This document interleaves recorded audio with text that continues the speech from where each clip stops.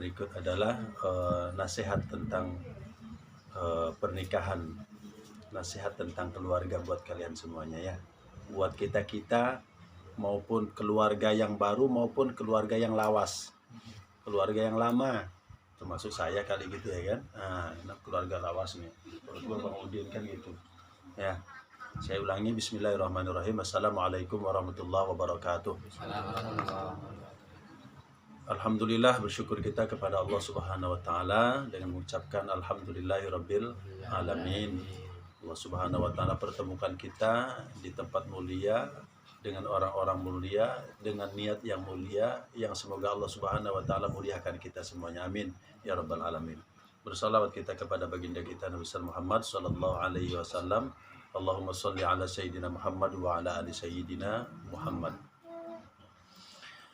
Mas Disa, kemudian juga Mbak Dwi Purnama Sari, Dwi Purnama Wati, membangun rumah tangga, niatkan dan itikadkan adalah dalam rangka beribadah kepada Allah Subhanahu wa taala. Karena itu bagian daripada syariat Islam. Bukan hanya sekedar untuk menyalurkan hasrat biologi saja, bukan hanya sekedar itu. Dalam berumah tangga itu ada nilai yang paling mulia dalam berumah tangga tersebut.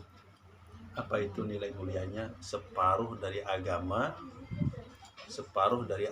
sungguh telah dia tunaikan ketika kita sudah berkeluarga, ya. Nah, dalam hal ini tentu saja harus saling memahami fungsi dan tujuan masing-masing. Fungsi calon suami, fungsi sang istri harus paham dan harus ngerti. Ketika kita ingin rumah tangga itu dengan berjalan dengan baik dan langgeng. Bukankah itu yang kita harapkan? Kalau dalam bahasa hadisnya, Mas Jainuri, bahasa hadisnya apa ya? Bahasa hadisnya itu adalah baiti jannatiyah. Rumah tanggaku adalah surgaku. Itu yang kita ingin ciptakan kan? Yang kita ingin ciptakan adalah rumah tangga laksana surga. Bukan menjadikan rumah tangga menjadi neraka. Bagaimana caranya? Tentu kita harus saling memahami masing-masing fungsi dan tujuannya, ya kan? Hak dan kewajiban daripada suami tersebut. Demikian juga istri. Harus kita pahami itu. Bapak dan Ibu sekalian yang dirahmati dan muliakan Allah Subhanahu wa taala, saya berpesan pertama, pada saat sudah terjadi khitbah, walaupun kita perlu memberikan tanda-tanda khitbah, ya kan? Sesungguhnya Rasulullah sallallahu alaihi wasallam bersabda, la yakhtubu ahadukum fauqa khitbati akhihi hatta yatruka aw yu'zana lahu. Tidak dihalalkan atau tidak boleh orang meminang perempuan yang sudah dipinang. Demikian juga sebaliknya, tidak boleh menerima pinangan orang lain manakala dia sudah dipinang. Nggak boleh. Kecuali kalau tidak jadi, ditinggalkan, artinya tidak jadi, batal ya, jelas batalnya. Misalnya itu kan. Atau diizinkan dia. Nah, ya diizinkan sama juga berarti memang tidak jadi, berarti seperti itu. Nah, dalam hal itu baru boleh. Tapi selagi dalam masa pinangan, dia tidak boleh menerima lamaran orang lain. Sama ketika kita juga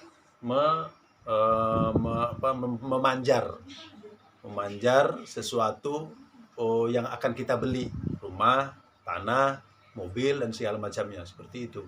Nggak boleh kita beli atau nggak boleh kita jual sesuatu yang sudah dipanjar, kecuali kalau sudah dibatalkan, sama seperti itu. Jaga kalian semuanya, jaga Dwi ya. Jaga Dwi, jangan terima pinangan orang lain sebelum dia benar-benar memastikan jadi ataupun batal. Seperti itu. Itu yang pertama. Yang kedua, sama untuk diketahui bahwa hari ini si Dwi masih milik ayah dan ibu. Ya. Hari ini Dwi masih milik ayah dan ibu. Penghormatannya, pengabdiannya, baktinya, ya kan, dan segala macamnya itu adalah kepada orang tua, kepada ayah dan ibu. Kenapa begitu? Karena dialah yang melahirkan, dia yang membesarkan, dia mereka yang memberikan makan, memberikan minum, mengasih baju, mengasih pendidikan, dan seterusnya sampai besar. Makanya pengabdiannya, penghormatannya, baktinya adalah kepada orang tua. Kemudian setelah dia dewasa, setelah dia besar, ya kan, masanya tiba untuk berumah tangga pula, syariat mengaturnya. Ya kan, meskipun dia milik orang tuanya, maka orang tua harus rela dan harus ikhlas kalau dia nantinya akan jadi milik orang. Ini nih. Nah, ya, dia harus rela dan harus ikhlas kalau dia suatu saat nanti akan menjadi milik orang dengan dipinang dan dinikahi gitu. Nah, begitu. Nah, hari ini Mas Disa meminang Mbak Dwi Purnama Wati, ya kan? Dan alhamdulillah sudah dengan ikhlas dia pun menerima pinangan tersebut. Sampai pada akhirnya nanti benar-benar terjadi akad nikah. Terjadi proses akad nikah. Apa yang sesungguhnya hakikat yang tersirat di dalam kalimat akad nikah itu, dengan saksi, dengan wali, dengan ijab kabul, dengan maharnya, dengan mempelainya. Apa yang terjadi? Sesungguhnya adalah perpindahan hak dan kewajiban, perpindahan pengabdian, perpindahan penghormatan, perpindahan bakti dan dari orang tua kepada suami. Nanti pada saatnya nanti ketika terjadi ijab kabul, berarti dia sudah menjadi milikmu dan dia berada di tanggung jawabmu. Begitu, bukan tanggung jawab orang tua lagi. Memang tanggung jawab suami menjadi tanggung jawabmu, Disa. Tanggung jawab apa saja yang ditanggung jawabi? Makan, minum, rumah, pakaian, pendidikan, agamanya, keamanannya, kebahagiaannya. Itu di bawah tanggung jawab, bukan tanggung jawab orang tua lagi nantinya. Oke. Nah, si Dwi selagi suami benar-benar bertanggung jawab memenuhi itu sesuai dengan kemampuannya, tapi sesuai dengan kemampuannya, karena masing-masing memiliki kemampuan yang berbeda-beda kan, tapi dia tetap menunjukkan tanggung jawab itu, maka sepanjang itu kamu wajib hormat kepadanya, wajib taat kepadanya, wajib abdi kepadanya, wajib melayani dia. Sepanjang itu, sepanjang dia bertanggung jawab. Ingat, sepanjang bertanggung jawab. Ya, kenapa? Karena kamu sudah pindah hak dan kewajiban kamu, ya, pengabdian, ketaatan dan segala macam dari orang tua kepada, itu dia. Orang tua bagaimana statusnya ketika itu? Dia nggak bisa memberikan dan memutuskan apapun dalam rumah tangga itu. Dan kita sebagai orang tua tidak boleh ikut campur memberikan keputusan dalam permasalahan rumah tangga anak kita. Kenapa? Karena ada penanggung jawab. Siapa itu? Suami. Dia penanggung jawab utama. Makanya lagi-lagi dialah yang penentu. Dialah yang menentukan arah biduk itu mau dikemanakan, ya kan? Arah sampan itu mau ditenggelamkan, mau mundur, mau maju, dan dialah menentu. Kalau dia lepas dari tanggung jawab, maka seluruh dosa-dosamu akan ditanggung jawabi oleh beliau nanti. Nah, begitu. Tapi sepanjang dia bertanggung jawab, ya. Ingat, beda kalau nggak bertanggung jawab. Nah, beda kalau nggak bertanggung jawab. Pada saat kemudian di pertengahan jalan rumah tangga itu mungkin ada masalah dan segala macamnya, yang si ini akan mintanya A, yang ini mintanya B, yang maunya ke kanan, yang ini maunya ke kiri, seolah-olah tidak bisa dipertahankan lagi dan segala macamnya. Ya, gimana sikap dalam hal ini? Dalam Al-Quran mungkin disebutkan ketika Rasulullah SAW menyampaikan kepada para istri-istrinya, kalau kalian mengharapkan dunia serta perhiasannya,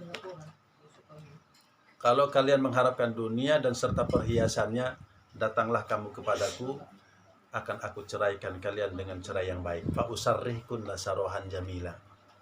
Pada saat memang dunia yang diharap-harapkan, ya, ya ibarat apa orang sekarang bilang itu, ada uang abang sayang, tak ada uang abang tendang, ya kan. Ibarat orang sekarang seperti itu.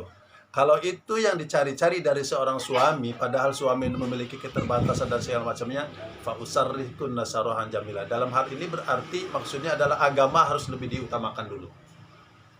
Ketika berkarakter seperti itu yang segala macamnya, usarrihkun nasarohan jamila. Udah ceraikan, cerai dengan, tapi cerai yang baik.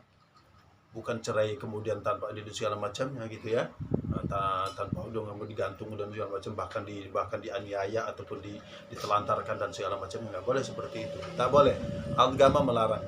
Justru kalau dapat, karena tadi rumah tangga dibangun di atas bismillah, ya kan, yang diharapkan itu adalah menjadi ibadah semuanya. Kalaupun terjadi perpisahan, maka perpisahan pun adalah perpisahan yang berdasarkan ibadah juga, kalau kita benar-benar berdasarkan agama seperti itu ya.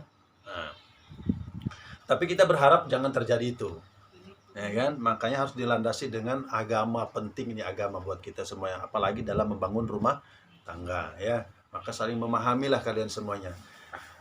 Suami datang kepada istri, istri datang pada suami, terjadi akad nikah, aku terima. Apa yang diterimanya? Bukan hanya sekedar yang baik saja yang diterima. Situ kuncinya.